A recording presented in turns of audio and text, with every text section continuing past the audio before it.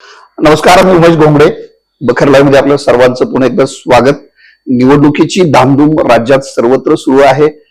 महायुतीतल्या घटक पक्षांचे उमेदवार जाहीर होत आहेत एक एक करून. मला वाटतं एकनाथ शिंदेच्या शिवसेनेची यादी जाहीर झाली. भारतीय जनता पक्षानं आधीच आघाडी घेतली, परवा 99 उमेदवार जाहीर केले.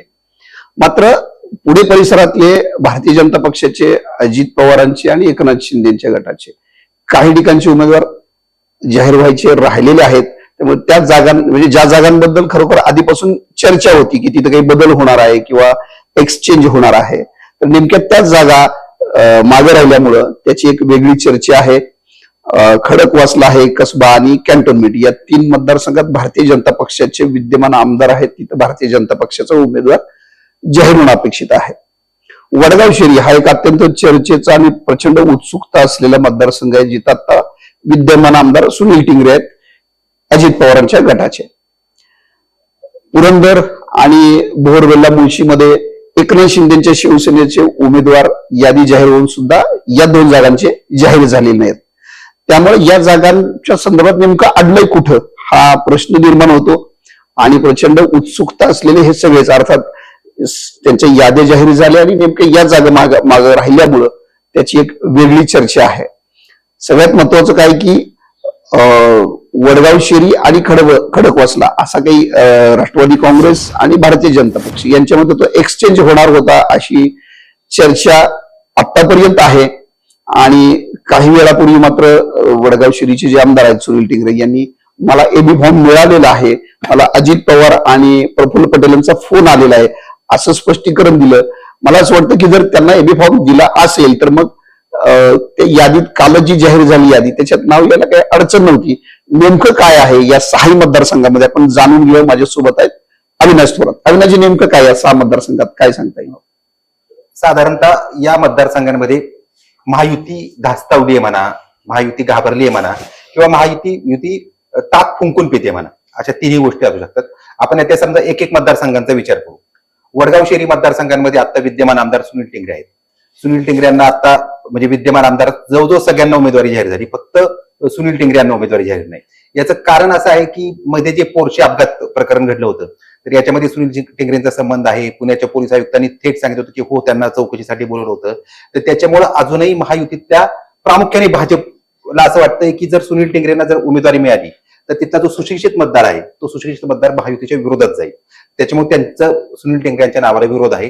अजित पवार यांची खूप इच्छा आहे की सुनील टिंगरेंना आपण द्यावं, कारण अजित पवारांवर शेवटी एक नैतिक दडपण आहे की सुनील टिंगरे आपल्या बरोबर आले होते, त्यांना जर आपण उमेदवारी देऊ शकलो नाही तर कदाचित बाकीच्या आमदारांचं मनोधैर्य खचेल किंवा आपल्या बरोबर येणाऱ्या इतर लोकांचं मनोधैर्य खचेल.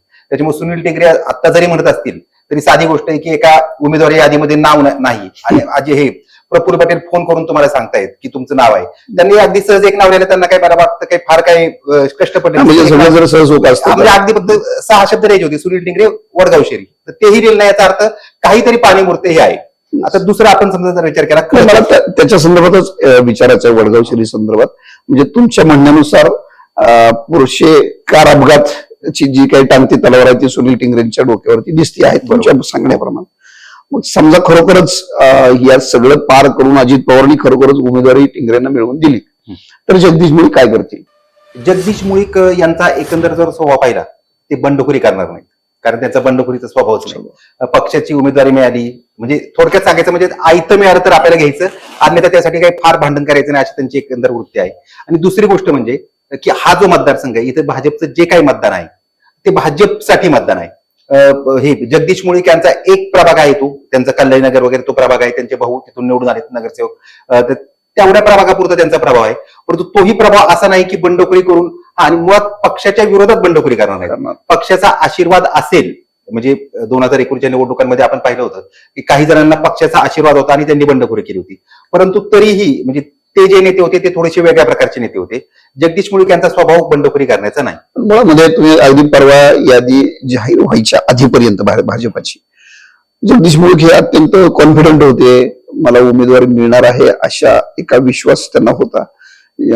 प्रदेशाध्यक्ष चंद्रशेखर बावनकुळेंना भेटल्यानंतर सुद्धा ज्या आविर्भावात ते बाहेर पडले तर बघणाऱ्या प्रत्येकाला असं वाटत होतं की त्यांची उमेदवारी जवळपास निश्चित आहे, पण वस्तुस्थिती काही तशी घडलेली नाहीये.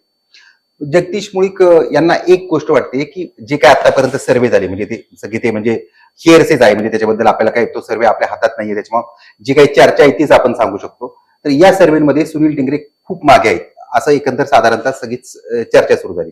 मग आता महायुतीमधून एकत्र जर लढायचं असेल तर म्हणजे प्रत्येक पक्षासाठी म्हणा किंवा महायुतीसाठी म्हणा एक एक जागा महत्वाची आहे आणि ती जागा महत्वाची असल्यामुळे जगदीश मुळीक यांना असं वाटतंय की टिंगरे हे अडचणीत आलेले आहेत. टिंगरे यांना खूप मोठा विरोध होईल सर्वेच्या आधारे आपल्याला. आणि दुसरी गोष्ट म्हणजे जगदीश मुळीक यांचे म्हणजे अगदी राष्ट्रीय पातळीवर म्हणा किंवा राज्य पातळीवर म्हणा नेत्यांशी खूप चांगला संपर्क आहे. म्हणजे एकतर ते विमानतळाच्या जवळ राहतात त्याच्यामुळे कुठेही विमानतळावर नेता आला की ते त्यांच्याकडे जातो, त्यांच्या घरी त्यांच्या भोजनालाही त्यांच्याकडे ते घेऊन जातात. तर ही जी डिप्लोमसी आहे त्याच्यामध्ये जगदीश मुळीक अत्यंत हुशार आहेत आणि नेते दररोज तोंडावर तोंड म्हणजे आता विमानतळावर कुणी आला तरी ते दररोज भेटतात. तर त्याच्यामुळे ते असं तर म्हणू शकत नाही तुला उमेदवारी नाही. तर त्याच्यामुळे त्यांना अनेकांनी शब्द दिले असतील पण शेवटी अजित पवार आहेत तिथं. अजित पवार त्यांची एक हक्काची जागा सोडणं मला वाटतं फार अवघड आहे. तुम्ही खडकवासला संदर्भात पण बोलत होतात.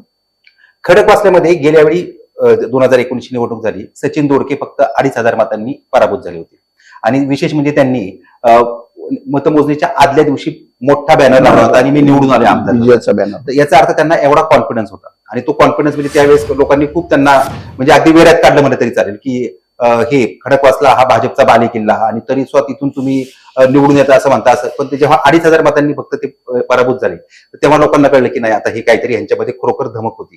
तर भाजपला आता हेच वाटतं की जर सचिन दोडके पुन्हा शरद पवार गटाकडून आले तर भीमराव तापकीर टिकू शकतील का. त्याच्यामुळे ते भीमराव तापकीर यांच्याबद्दल लोकांच्या मनात आहे. दुसरी गोष्ट म्हणजे आता लोकसभेच्या निवडणुकीत पहिल्यांदा असं झालं की म्हणजे अगदी कांचन कुल यांना 60,000पेक्षा जास्त मताधिक्य होतं परंतु सुनेत्रा पवार यांना फक्त 21,000चं मताधिक्य आहे. आणि याचा अर्थ भाजपने जे आता ठरवलं होतं म्हणजे अगदीच ते काही वाईट मताधिक्य अशातला भाग नाही परंतु भाजपला असं वाटत होतं की तिथून किमान 1 लाखाचं मताधिक्य मिळावं. तर भीमराव तापकीर कुठेतरी कमी पडतायत असं वाटतंय. आणि दुसरी गोष्ट म्हणजे भीमराव तापकीरांचा एकंदर स्वभाव जर पाहिला तर भीमराव तापकीर हे अत्यंत म्हणजे कुणालाही उपद्रव मूल्य अजिबात नाही आणि ते उपद्रव मूल्य नसल्यामुळे ते त्यांच्यासाठी भांडणारही कुणी नाही. तर त्याच्यामुळे तेच काल परवा देवेंद्र फडणवीस यांच्याकडे गेले होते. पण कदाचित मला असं वाटतं म्हणजे माझा एक अंदाज असा हे उपद्रव मूल्य अजिबात नसल्यामुळे ते अजातशत्रू आहेत आणि कदाचित आता भाजपमध्ये जे सध्या वातावरण आहे तर त्याच्यामुळे आता पुन्हा त्यांनाच उमेदवारी मिळण्याची शक्यता. अगदी खरं तुम्ही म्हणता ते वस्तुस्थिती पण जवळपास जाणारे आहे. अजातशत्रुत्व हेच पुन्हा त्यांना बहुतेक तिसऱ्यांदा उभं राहण्यासाठी कामी येणार असं दिसत आहे. मला वाटतं तिसऱ्यांदा नाही चौथ्यांदा पोटनिवडणूक आणि 2 पूर्ण टर्म म्हणजे चौथ्यांदा ते कदाचित त्यांनाच उमेदवारी मिळण्याची आता म्हणजे ज्याची खूप चर्चा होती की खडकवासला वडगावशेरी एक्सचेंज वगैरे ते मला वाटतं सगळं मागे पडलेलं दिसत आहे. आणि पुन्हा एकदा भीमराव तापकीरांची उमेदवारी जवळपास निश्चित झालेली आहे असं सूत्रांचं म्हणणं आहे. प्रत्यक्षात जाहीर झाले आपल्याला कळेल. आपण एकनाथ शिंदेचे जे 2 मतदारसंघ आहेत भोर, मुळशीवेल्हा आणि पुरंदर या 2 मतदारसंघात सुद्धा असं झालं की सगळी यादी जाहीर झाली 45 लोकांची आणि या 2 मतदारसंघातली नावं मागच आहे. पुरंदर विधानसभा मतदारसंघाचा जर विचार करायचा तर तिथे संभाजी झेंडे राधाकृष्ण विखे पाटलांची मेहुणी तर ते तिथून खूप इच्छुक आहेत आणि अशी एक चर्चा चालू होती मध्यंतरच्या काळात की कदाचित विजय शिवतारे स्वतःचं तिकीट सरेंडर करतील आणि संभाजी झेंडे यांना तिकीट देतील किंवा संभाजी झेंडे कदाचित शिवसेना शिंदे गटाचे उमेदवार असतील किंवा ही जागाच भाजपला जाईल किंवा ही जागा अजित पवार गटात जाईल अशा खूप चर्चा आहेत. आणि मला असं वाटतं की विजय शिवतारे यांच्यासारख्या माजी मंत्र्याला अद्याप तिकीट जाहीर झालं नाही. म्हणजे पहिल्या यादीमध्ये तिकीट जाहीर होणं म्हणजे साधारणतः एक असं असतं की माजी मंत्री असतील किंवा विद्यमान मंत्री असतील आमदार असतील त्यांना उमेदवारी द्यायची असेल तर ती पहिल्या यादीत देऊन टाकतात. पण याचा अर्थ ते पुरंदरमध्ये सुद्धा काहीतरी शिस्त आहे असं म्हणायला काही आपल्याला हरकत नाही. आणि एक दुसरी गोष्ट आहे की त्यामध्ये आणखी एक म्हणजे उमेदवारीच्या बाबत चेतन तुपे यांनी ते फार म्हणजे चेतन तुपे यांनी अत्यंत ड्रॅमॅटिकली स्वतःची उमेदवारी मिळवली. तर काय होतं राजकारणामध्ये की टेढ़ी उंगली से घी निकालना पडता है म्हणतात ना. चेतन तुपेंचा आपण परवा दिवशी त्या दिवशी चर्चा करत होतो. आपण काय म्हटलो की चेतन तुपे शरद पवार गटाचे उमेदवार असू शकतात.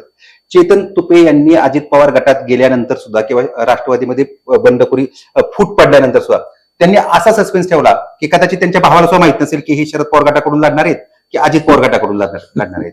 त्यामुळे झालं काय की अजित पवारांना म्हणजे अगदी बळजबरीने म्हणा हे करा तर त्यांचं नाव टाकावं लागलं. तसं बाकीचे जे उमेदवार आहे म्हणजे विजय शिवतारे यांना तेवढी त्यांची उपद्रव मूल्य नाहीये. आता ते भोरमधून कुलदीप कोंडे शिंदे गटाचे त्यांचंही तेवढं उपद्रव मूल्य नाही.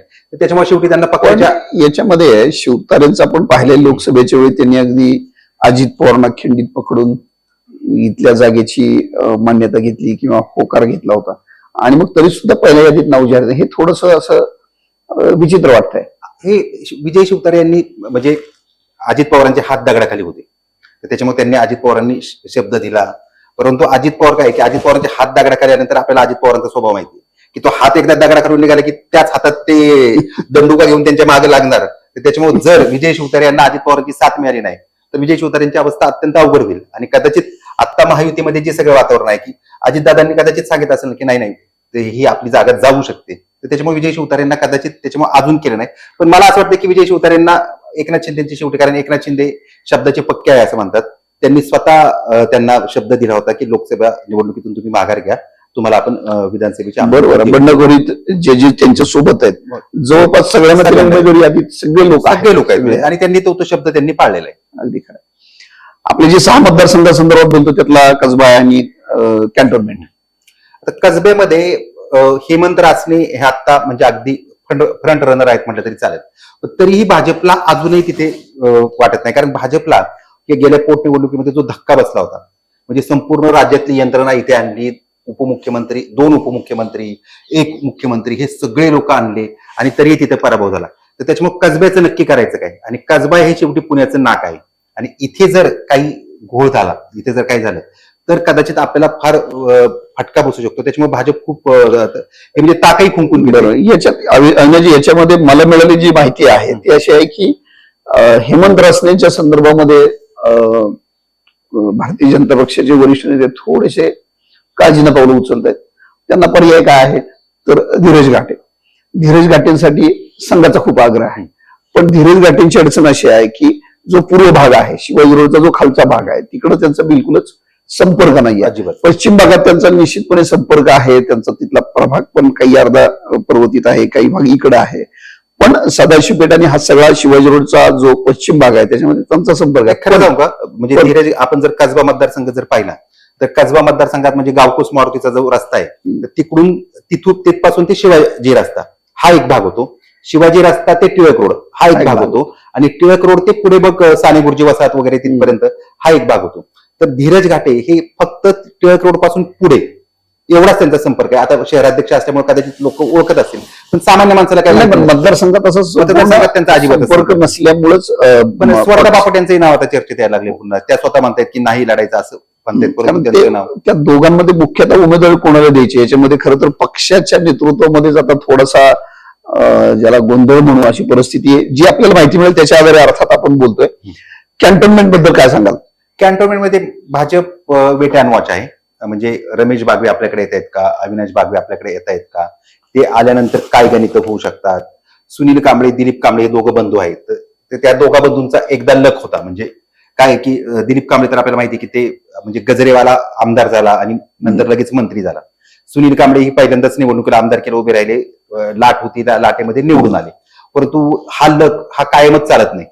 आता लोकसभाच्या निवडणुका झाल्या, लोकसभेच्या निवडणुकीमध्ये पुण्यातल्या फक्त कॅन्टोन्मेंट मतदारसंघात भाजप 15,000 मतांनी मागे.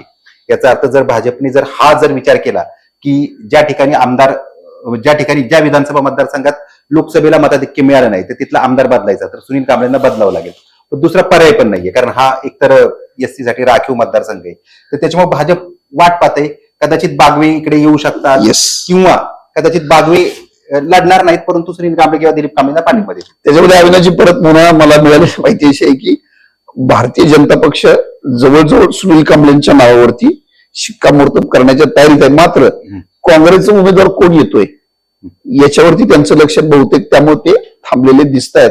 कारण अविनाश साळवे जे राहणारे येरवड्यातले आहेत, शिवसेनेचे अनेक वर्ष नगरसेवक होते आणि ते आता काँग्रेसमध्ये त्यांचा गेल्या महिन्यात प्रवेश झालाय आणि ते कॅन्टोन्मेंट मधले काँग्रेसचे. तर भाजपला काय की मग भाजपने म्हणजे सुनील कांबळे किंवा दिलीप कांबळेच नाही तर त्यांनी कुठल्याही रस्त्यावरच्या कार्यकर्त्याला उमेदवारी द्यावी, भाजपचा उमेदवार तिथून निवडून येईल. कारण संपर्क नाही. सगळ्यात मोठा प्रचार होणार की हा बाहेरचा उमेदवार आहे आणि बाहेरच्या उमेदवाराला मतदान होत नाही साधारणतः शहरी भाग जो असतो तिथले जे त्यांचं ते जातीय गणिताचा जो विचार करतायत तर ते जातीय गणितही प्रत्येक वेळेस चालतं असं नाही. तर त्याच्यामुळं जर काँग्रेसकडून जर अविनाश साळवे आले तर मला वाटतं अरविंद शिंदेचा फार मोठा विजय असेल की पुण्यातली एक जागा आपण कमी करण्यात अत्यंत यशस्वी झालो आणि मग तो विजय भाजपलाच साजरा करता येईल. अगदी खरं आहे तुम्ही म्हणता ते, कारण काँग्रेसचा उमेदवार कोण येतोय याच्यावरती भारतीय जनता पक्षाचा उमेदवार ठरणार आहे. जरी त्यांनी आता सुनील कांबळेंचं नाव जवळजवळ फायनल केलं असलं तरी, कारण मग अविनाश साळवेंना उमेदवार मिळाली तर अविनाश बागवे आणि रमेश बागवे हे पिता पुत्र काय करतील याच्यावरती बऱ्याच गोष्टी निकालाच्या अवलंबून आहेत. आपण या 6 मतदारसंघांचा आढावा घेतला. पुढच्या 2 दिवसात 4 दिवसात कदाचित उमेदवारी जाहीर होईल. मात्र ज्या मतदारसंघांबद्दल ज्या नावांबद्दल सस्पेन्स आहे ते आपण विश्लेषण करून प्रेक्षकांना सांगायचा प्रयत्न केला. अविनाशजी खूप धन्यवाद. आपण आज इथंच थांबूया, पुन्हा भेटूया. धन्यवाद.